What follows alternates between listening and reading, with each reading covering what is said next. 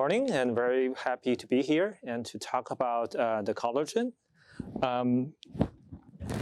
So I'm going to give you a brief overview that what we did to the recombinant collagen technology, and then what we find out from the recombinant collagen versus the traditional animal collagen, and also why we did a lot of study, and then why we believe that recombinant collagen is a very interesting molecule for the next generation of biomaterial that HTL would really like to develop. So Dr. Lim just gave an excellent introduction to the skin structure and ECM structure, and also talk about the aging of the skin, that when the skin ages, lots of things could happen. That's also due to the natural aging, and also some external factor like pollution or UV light can accelerate that process. So what happens when the skin ages? Well, you have wrinkles, pigmentation, losing the elasticity, and the more firm, and you lose water. And if you look at the tissue level, you lose collagen, and your collagen 1 and collagen 3 ratio also changes, and the skin and the muscle get harder and harder. And of course, other ECM components and the cell stop proliferation, and the DECM is dysregulated. So a lot of things could happen, and also on the both layers of dermis and epidermis. So we really want to, if you want to restore our skin from an older age to a younger status, we really want to focus on those phenomena at the tissue level.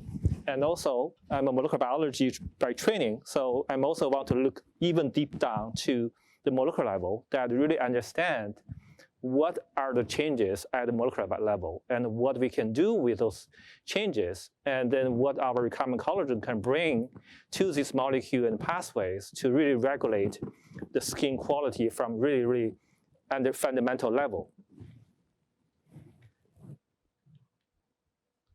So the doctors and scientists are really trying to find ways to really store the skin quality by injecting different biomaterials. So you can see from early days, injecting very strange material like fat and paraffin, and then they start using more natural molecules like animal collagen or hyaluronic acid, and then later on using recombinant hyaluronic acid, that HTL really flagship product.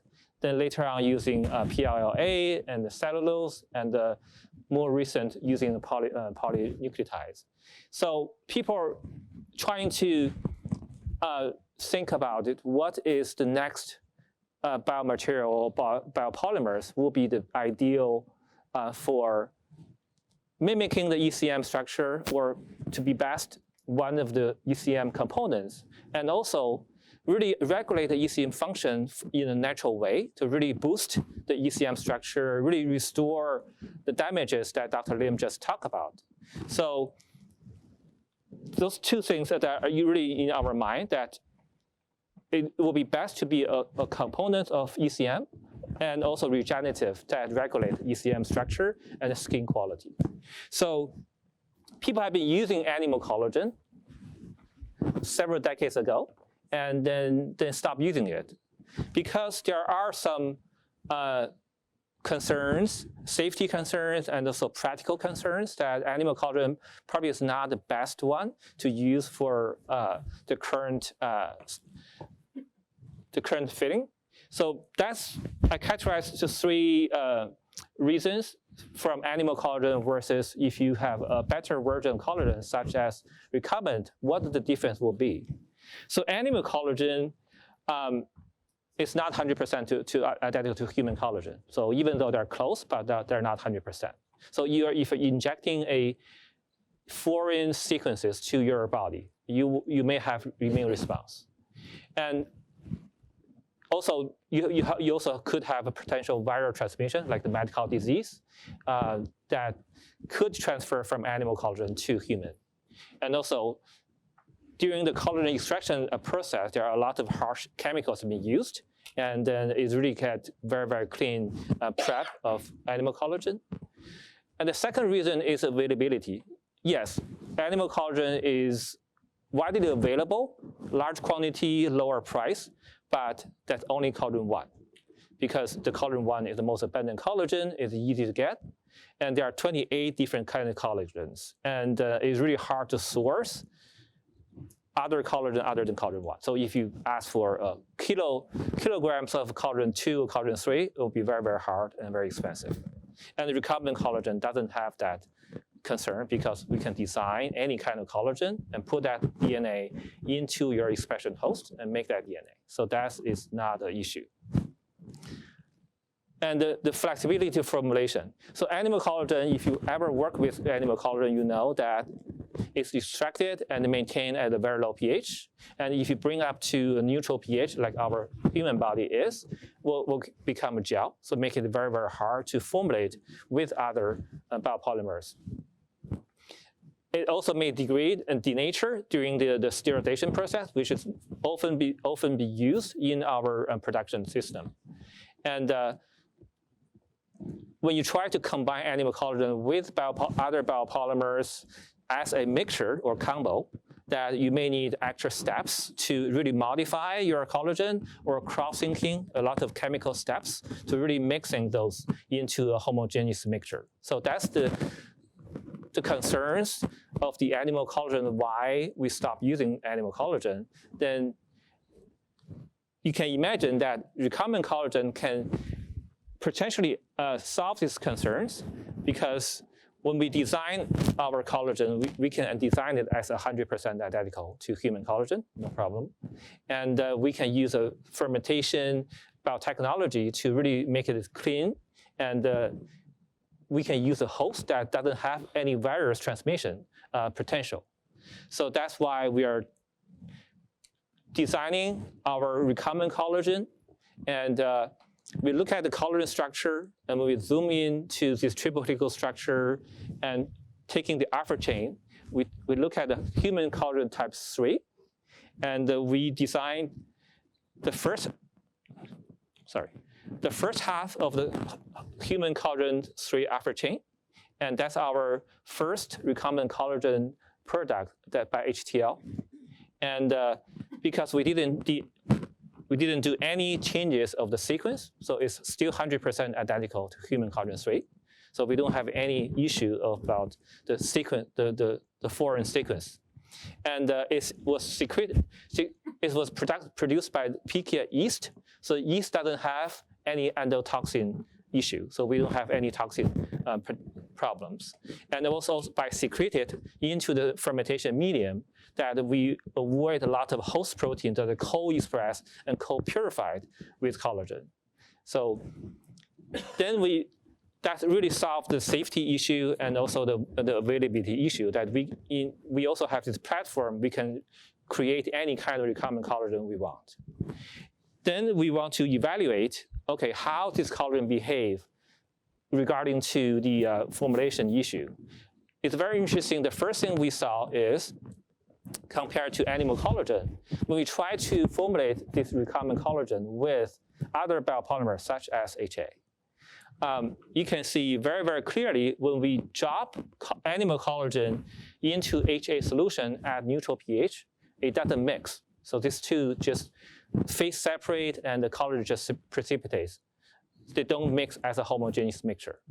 But when we mix our recombinant collagen with HA solution, it's become very easy to mix. We don't do any cross-linking or modification to either HA or collagen. They just naturally mix as a homogeneous solution.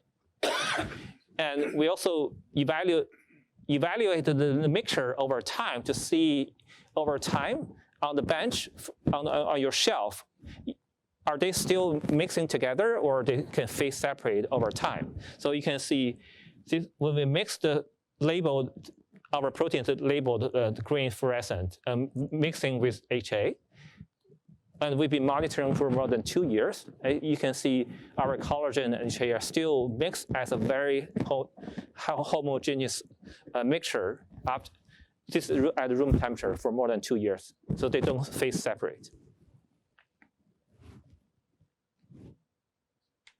And then we asked the question, okay, now we have a recombinant collagen, and we can easily formulate into different kind of formulation what this collagen does to our skin. And then we did a lot of in vitro testing on the two-dimensional cell culture, or it's ex vivo, the human skin aspect. Then we asked the question that Dr. Lin just brought up, that do we have a good upregulation of collagens and other ECM components, and also including the HA synthesis and also laminin? And also, we also asked the question, does this collagen also cause a protection to our ECM? So those enzymes, collagenase or elastin and hyaluronidase, they will degrade our ECM in our body. And we also find that this collagen also can inhibit those enzymes, also protect our ECM by inhibiting this enzyme. So this is quite interesting. And of course, this is also validated in the human skin aspect that we saw collagen 1, collagen 3, and elastin all upregulated in the skin aspect. So it's really looking individual gene expression level at the molecular level, and to see what this collagen can do to our skin to really modulate ECM into a healthy status, or restoring them to aged skin status to a younger skin, because the collagen 3 and collagen 1 ratio is really important, and we are losing collagen 3 over time. So really replacing collagen 3 relative to collagen 1. We also did a very comprehensive study to really look more comprehensively, not just only collagen 1, collagen 3, or elastin.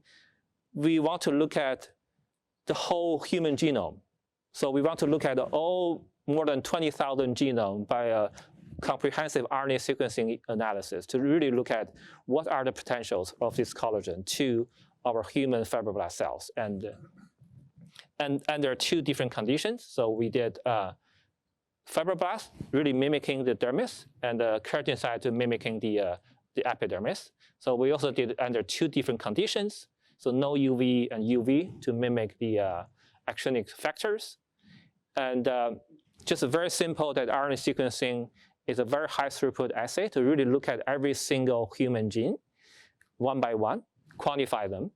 And then we summarize the data and also individual data, and also put into the pathways. So the pathway consists many genes contribute to one biological function, such as cell proliferation or cell adhesion.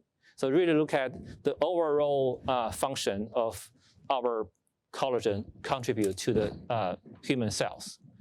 And just show you a very brief summary of what we find out, that this is dermis, so it's the fibroblast cells. And this is the pathways.